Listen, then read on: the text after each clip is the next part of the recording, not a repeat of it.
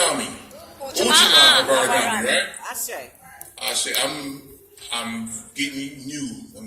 I love the fact that I'm learning so much about myself, being around brothers and sisters who know more about themselves. So I'm just very excited about that, and I'm thankful for Minister David, Brother Hare, Brother Radford, Sister Kalana, and everyone else who's been a big part of this. Talk briefly about cooperatives. I want you to think about a cooperative like a coat or a blanket, okay? Your blanket doesn't keep you warm. What the blanket does is it keeps the warmth of your body in you. You see what I'm saying? You put a blanket on, it keeps the heat that you give off, it keeps it in.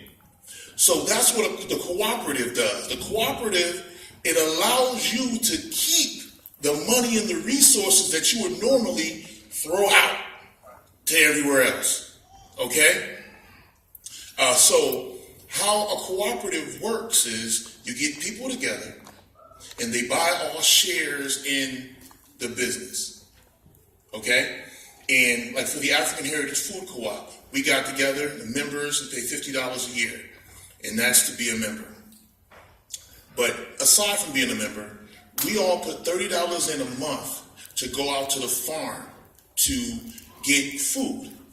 So I can go to the farmer now, and say, no, I'm not going to pay $20 per bushel. I'm not going to pay $50 per bushel. Me and 100 people that I have with me, we're going to pay $10 a bushel. You understand? And so when you go to Tops, you go to Wegmans, you go to these places, you're spending a lot more money than you would with us, right?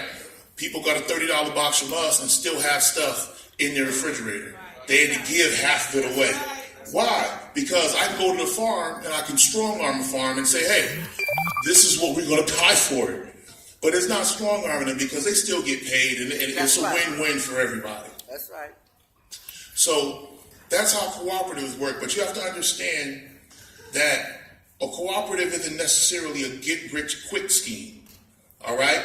A cooperative isn't a type of business to where a CEO is going to have a golden parachute and people are going to make millions and millions of dollars. What a cooperative is basically, I grew up in a poorhouse. Did y'all grow up in a poorhouse? Maybe some of y'all did, maybe some of y'all didn't.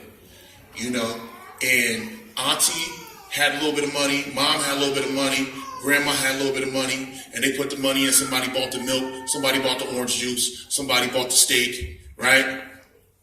Well, not steak, steak-um. Okay? And everybody ate. So that's how that worked. Right. So imagine this as a buying cooperative. You own a store. You're going to spend $300 out of your pocket on inventory. Okay? We, as a group, match what you're going to buy. Match what you're going to pay. So now instead of going to the store with $300, you're going with $600, or you're going with $1,000. Okay? So now you're getting more of your inventory. Are you guys following me? Yes, that's right. All right. So let's keep it simple. Keep numbers simple. You're going to spend $300. Let's say we max that $300. So now you're going with $600. What the group wants for the $300 they gave you, they want you to pay back $150 to the group, because that keeps the group going. The other $150 stay with you and in your business. Okay? What does the group get for that? The group gets discounts in your store. So now I'm a group member, and I go in your store and I get 10% off, or I get 20% off. If I'm getting 20% off or 10% off, am I more or less likely to shop in your store? More likely. It's call and response, right? More than likely. I'm more likely, right? So whereas I wouldn't have bought in your business, or maybe I wouldn't have gone as much as I was going, because I'm getting a discount now, now I'm going to your store all the time. Now you think about discounts like, man, 10% off, 15% off. Well, let's be honest. Whenever you're selling something, you're selling it at a markup. Nobody is selling something at what they got it at. Right. Right? So if I bought it for 50 cents, I'm not selling it for 50 cents. Right. Okay? And I guarantee you, the markup isn't 10%. So let's stop that. Okay? So even at a 10% discount that you give to the collective, you're making out. Right. And then you add to that, if I spend, and I'm just throwing numbers out, if I spend $1,000 in your store, you give me a patronage dividend, which is like cash back. Okay? So I spend $1,000 in your store, you give me $150.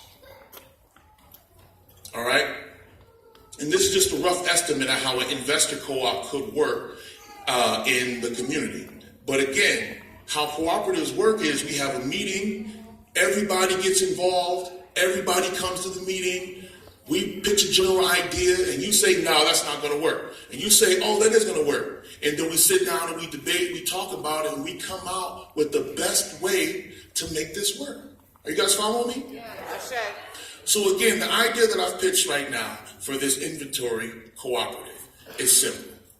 It's that people become members. Let's say the membership to be in the buying cooperative is $100. And the reason I say $100